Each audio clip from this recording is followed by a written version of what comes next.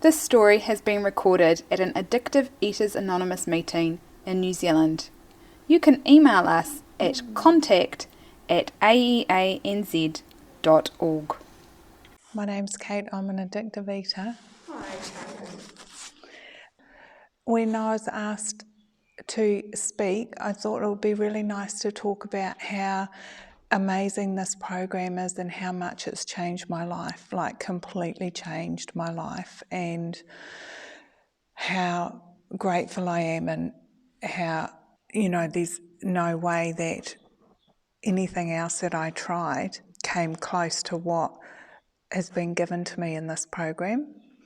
So I'm just thinking about how I'm going to express that, how I'm going to say that. And I was thinking, well, the only thing I know to do is share my story. And then I thought, well, I could try and talk about the steps. So that's a solution. But yeah, so the only problem with that is I'm not a perfect example of working the steps. But obviously, God obviously thinks that I've done a good enough job because I'm not eating today. So I found out about this fellowship through the doctor, and I came along to a meeting which I didn't like because I thought everybody looked funny and I didn't like group things. But I did keep on coming back, and after a long time of coming and having lots of old ideas that kept me from seeing and hearing the solution, eventually when I got sicker and worse, and my eating got worse, and I got sick and tired of being sick and tired, I asked my sponsor if she would help me, and she said yes. And she had said to me addiction swaps from substance to substance, and I was still smoking cigarettes. And I didn't think that I could stop. I was so scared. And she said, maybe it's the cigarettes that is why you're finding it so hard to give up the food. And so eventually I got to the point where I thought, maybe she's right. Maybe I am not going to get well while I'm still smoking cigarettes. So I asked her if she would help me.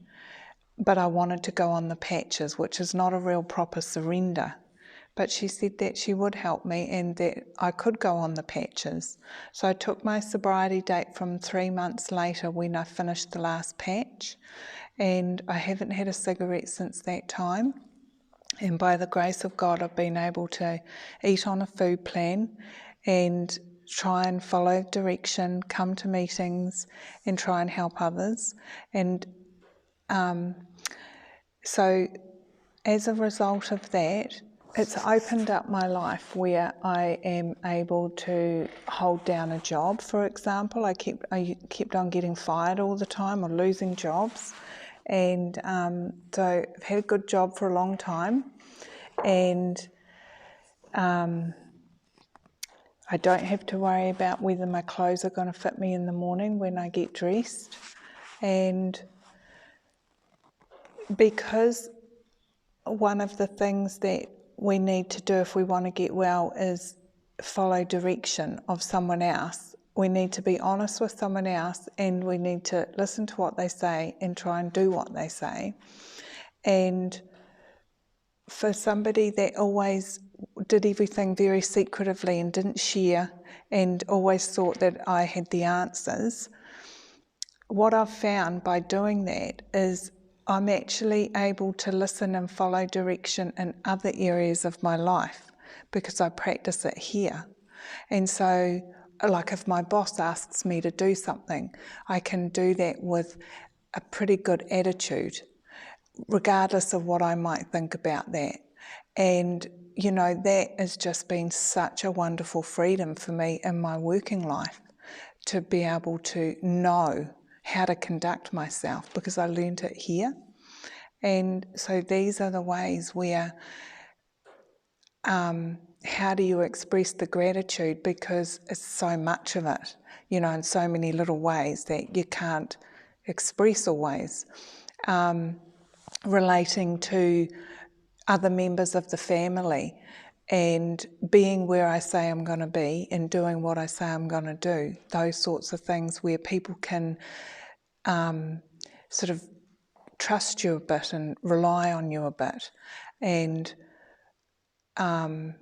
you know, like if I thought I was too fat, I wouldn't leave the house. And if I had commitments, well, that's too bad because tomorrow.